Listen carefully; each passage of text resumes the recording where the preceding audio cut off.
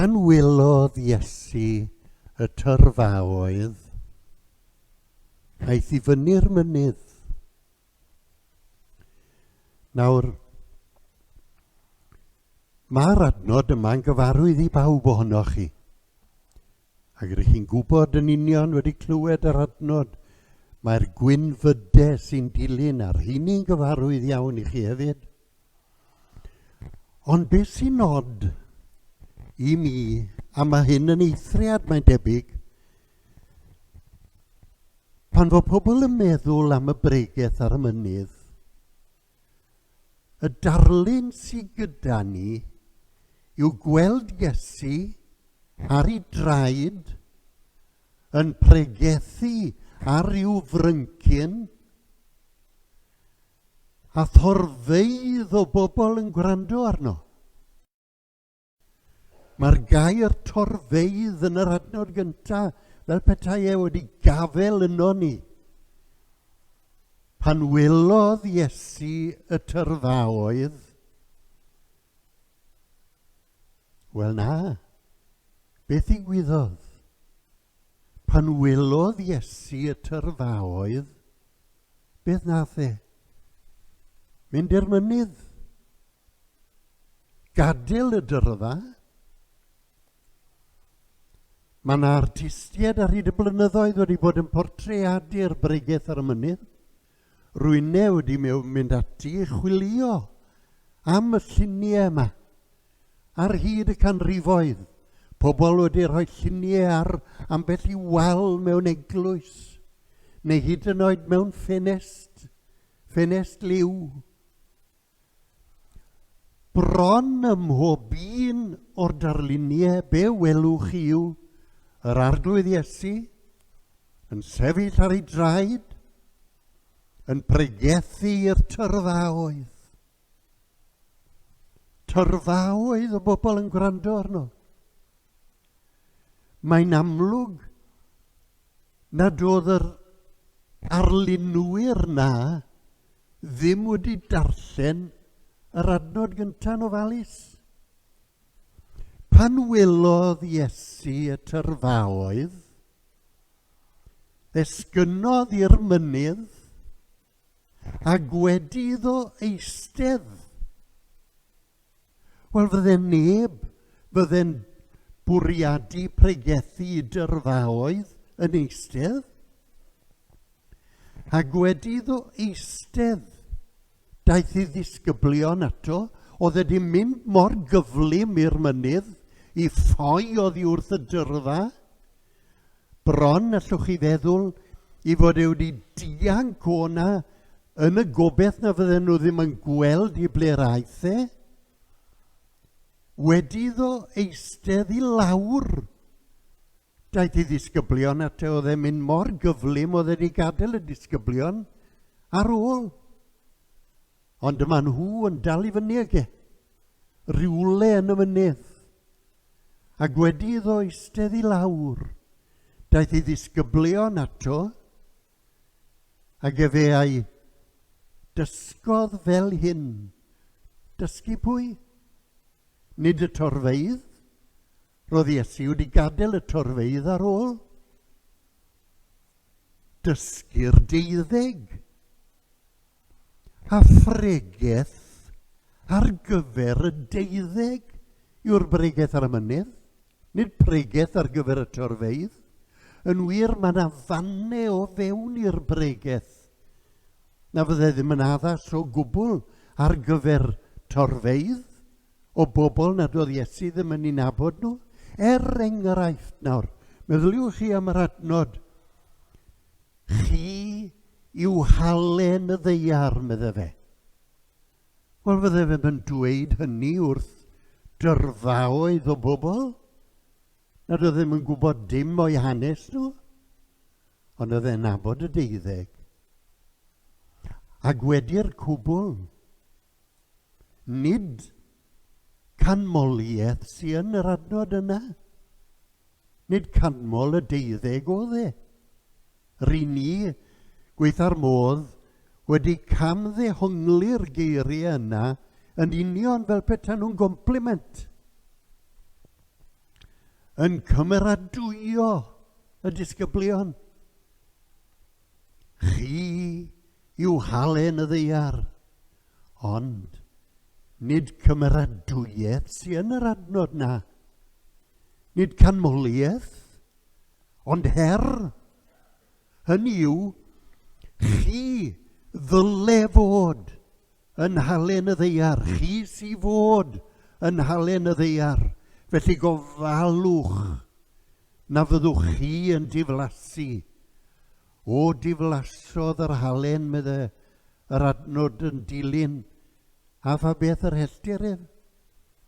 Felly, nid canmoliaeth sy'n yn yr adnod chi yw halen y ddaear, ond her i bawb ohono ni i ofalu fod yn halen y ddaear. Roedd Iesu yn un oedd yn casau'r torfeydd. Mae'n rhyfedd iawn yn diwy.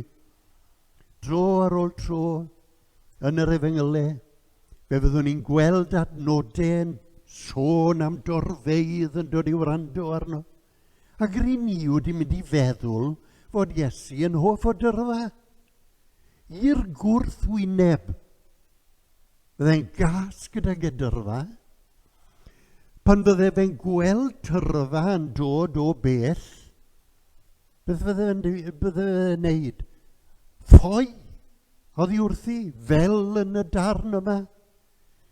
I'r mynydd, mewn un man arall, i'r mynydd i hunan yn unig, i alw ar ei dad. Mewn man arall, oedd yr Iesu a ddisgyblion ar lan y môr, ar lan môr Galilea.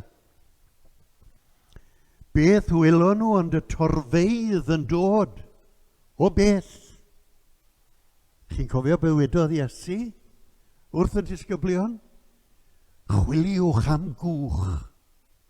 Oedd e'n gwybod yn iawn na fydde'r torfeydd ddim yn medru dod o hyd i gwch, ond ro'n nhw yn medru os gelen nhw afel mewn gwch, fe allan nhw fynd i'r môr mwyn dianc rhag y dyrfa.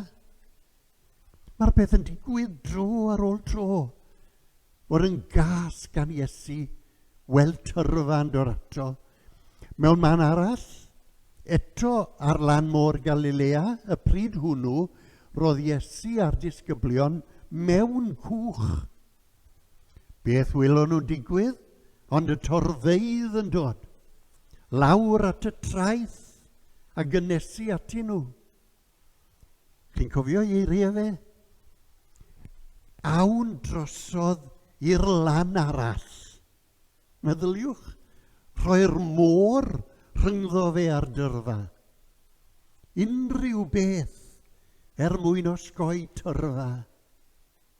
Nawr, mae yn wir am rai pobl i bod nhw'n hoff o dyrfa. Mae yna rai sefyllfaoedd lle mae tyrfaoedd yn angenrheidiol.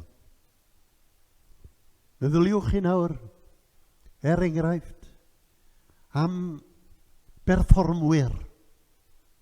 Mae rheini'n hoff o gael tyrfa. Cantorion, rheini'n hoff o gael tyrfa. Pam? A maen nhw'n dweud oherwydd fod clywed ymateb y dyrfa yn ysbrydoliaeth i ni.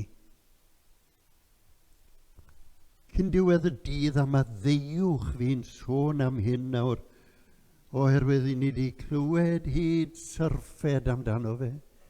Ond cyn diwedd y dydd hwn, fe fydd na dyrfa mewn lle o'r enw Wembley. Ac wrth gwrs, mae'r pêl-droedwyr eu hunain, mae timoedd nhw wedi bod yn dweud, mor werthfawr yw'r dyrfa iddyn nhw. Oherwydd bod y dyrfa a'i bloedd, a'i chymeradwyaeth yn ysbrydoliaeth iddyn nhw. Fel na mae yna lawer o bobl, mae'r dyrfa'n bwysig iddyn nhw. Ac wrth gwrs, yr afiechyd yma sydd wedi golygu wedyn i bod nhw'n gorfod bod heb dyrfa. Mae'r dyrfa yn hanfodol i rai pobl. Mewn misydd eraill, cofiwch, mae'r niferoedd yn bwysig. Enghraifft, yn ystod y misoedd nesaf yma nawr fe fyddwn ni'n clywed am lawer o bobl ifanc yn wynebu ar fynd i golegau. Mae'r niferoedd yn hanfodol i brifysgol. Llawer dydd, yr hyn oedd yn faen prawf i lwyddiant unrhyw brifysgol oedd gwyllter i addysg. Erbyn hyn, wyddoch chi beth yw'r maen prawf? Faint o fyfyrwyr maen nhw'n medru denu. Oherwydd dyna sy'n denu'r grantiau iddyn nhw. Yr arian wedyn yn dod yn sgil y niferoedd. I golegau, mae niferoedd yn bwysig. Bob math o gylchoedd mewn bywyd lle mae bod â nifer o gefnogwyr yn hanfodol. Yn anffodus, rydyn ni wedi mynd i feddwl yr un peth am grefydd. I ni wedi mynd i feddwl, wel, y dyrfa. Dyna yw'r ateb. I ni'n gweld diriwiad yng Nghymru. I ni wedi weld e. Ar hyd y blynyddoedd diwetha yma. I ni wedi gweld y cynulleidfaoedd yn dirywio, yn gwanychu. Beth yw'r ateb? O, mae'n rhaid i ni ddenu'r tyrfaoedd yn ôl. Wel, yr hyn fydden ni'n ei ddweud yw, peidiwn a gwneud yr un camgymeriad eto. Dyna nethon ni ychydig dros 100 mlynedd yn ôl yn y diwygiad mawr 1904-1905. Y dyrfa oedd yn denu'r dyrfa.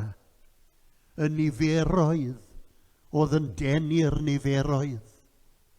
Ac ro'n ni wedi mynd i feddwl, mae'n tadau ni beth bynnag, anteidiau ni, wedi mynd i feddwl mai dyna oedd mesur y llwyddiant. Ac fe godwyd capeli mawr, capeli enfawr, i ddisgwyl mwy eto niferoedd i ddod. Wel, peidiwn a gwneud yr un camgymeriad. Mae'r peth wedi digwydd yn ddiweddar yma wrth gwrs gyda ni fel enwadau yn bod ni wedi meddwl mai y niferoedd sy'n cyfri ac i ni wedi bod yn anfon pobl ifanc i wledydd eraill yn arbennig i'r dwyrain canol a'r dwyrain pell ac i dde America ac i rai gwledydd yn Affrica. I beth? Mwyn i'r bobl ifanc gael gweld yr eglwysi enfawr sy'n gyda nhw mewn gwledydd eraill. A'r bobl ifanc wedyn medden nhw yn mynd i ddod nôl wedi cael ei hysbrydoli. Mae gan y Sais air i'r math o eglwysi sy'n gyda nhw, a'r math o gynulleidfaoedd sy'n gyda nhw. Chi'n cofio'r enw mega church. A maen nhw'n meddwl, wel, dyna fe, dyna'r ateb. Cael y torfeidd mawr yn ôl. Wel, diwan gwaredo ni. Does na unrhyw rinwedd mewn tyrfa.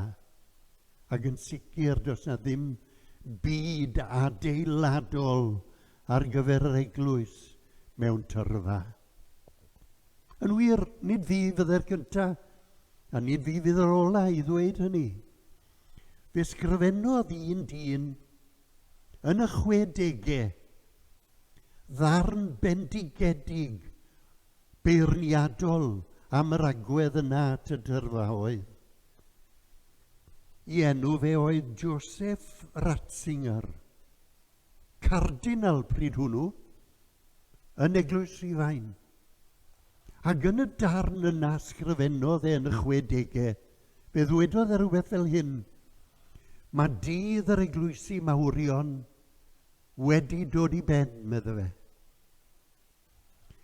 Fe fydd Yr hen syniad oedd gyda ni i ddenu'r cynulleidfaoedd i eglwysu cadeiriol mewn trefi a dinasoedd, a'r dydd na wedi dod i ben.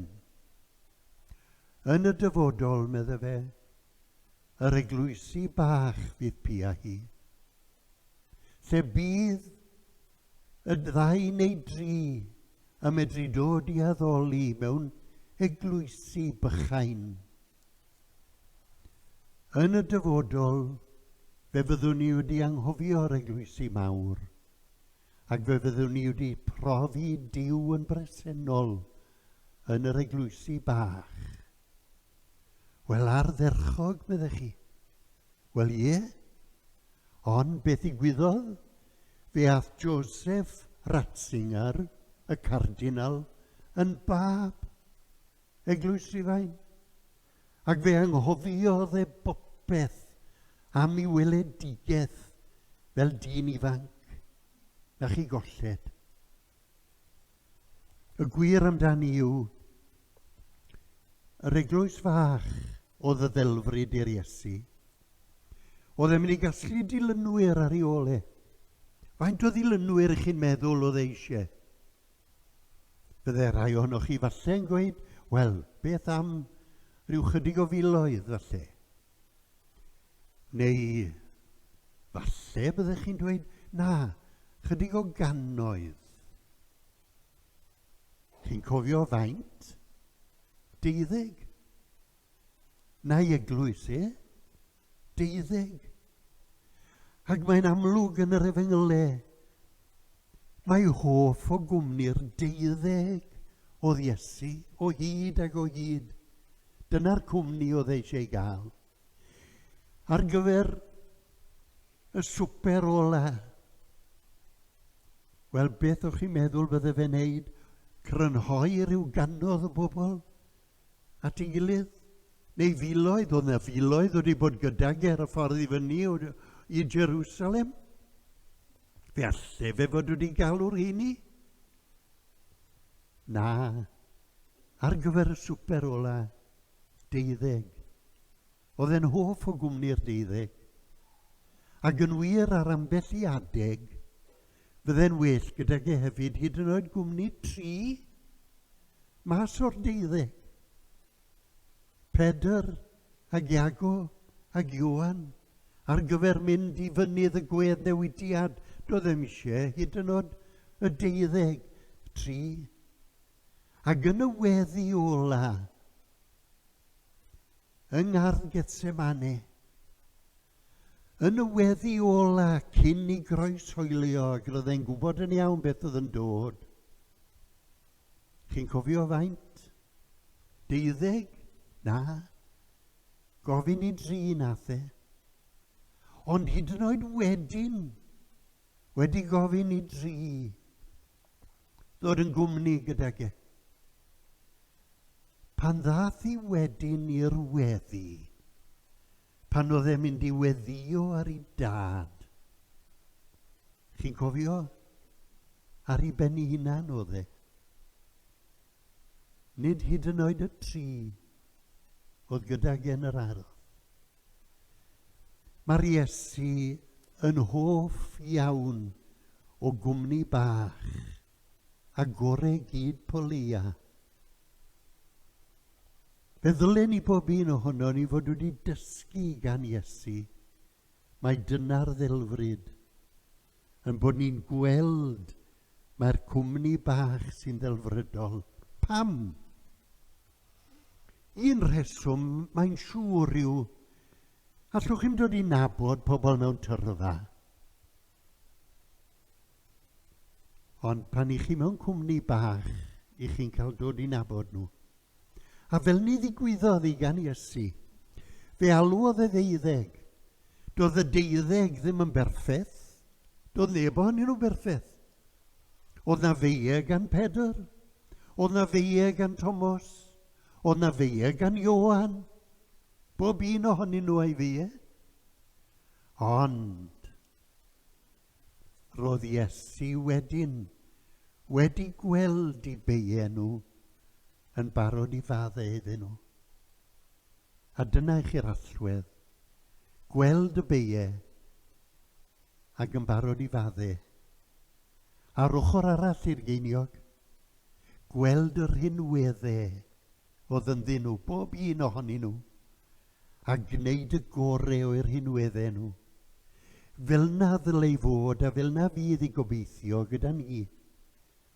Yn yr eglwysi bach, pan fydd yr eglwysi wedi mynd yn ychydig gyda'i gilydd, fe fyddwn ni'n dod i nabod yn gilydd. Ond, wrth ddod i nabod yn gilydd, fe fyddwn ni'n dod i weld beiau yn gilydd. Fe fyddwn ni'n dod i weld ffeileddau yn gilydd. Ond os dysgwn ni gan Iesu, fe fyddwn ni'n dysgu maddau i'n gilydd hefyd yn yr eglwys fach. Ac yn yr eglwys fach, fe fyddwn ni'n dod i weld rhinweddau yn gilydd.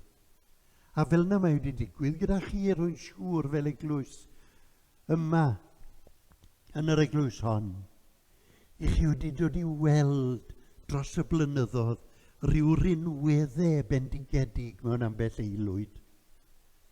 Ac mewn ambell aelod hefyd. Gweld rinweddau ambell deulu. Ac ambell aelod o deulu. Mae'r eglwys mewn gwirionedd yn dod yn aelwyd ac yn deulu. Lle mae'r cwlwm teuluol wedyn yn golygu fod na faddeuant a chariad yno.